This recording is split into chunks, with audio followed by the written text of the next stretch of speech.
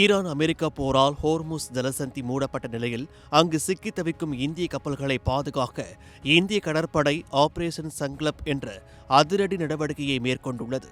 இதற்காக INS சூரத் என்ற அதிநவீன ஏவுகணை அழைப்பு கப்பல் ஹோமன் வளைகுடாவில் நிறுத்தப்பட்டுள்ளது. போர் தொடங்கியதிலிருந்து ஹோர்முஸ் ஜலசந்தியின் மேற்கு பகுதியில் 22 இந்திய கப்பல்களும் கிழக்கு பகுதியில் 4 கப்பல்களும் சிக்கித் தவிக்கின்றன.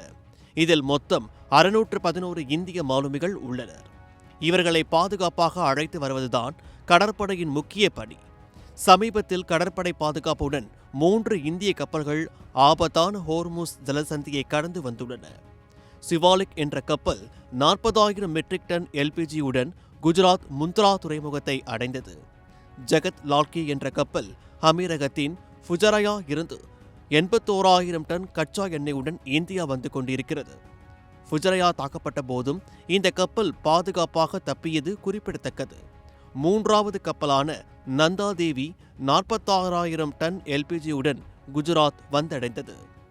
வெளியுறவுத்துறை அமைச்சர் ஜெய்சங்கர் ஈரானுடன் எந்த பொதுவான ஒப்பந்தமும் இல்லை என்றும் ஒவ்வொரு கப்பலுக்கும் தனித்தனியாக பேச்சுவார்த்தை நடத்தி பாதுகாப்பு உறுதி செய்யப்படுவதாகவும் தெரிவித்துள்ளார்.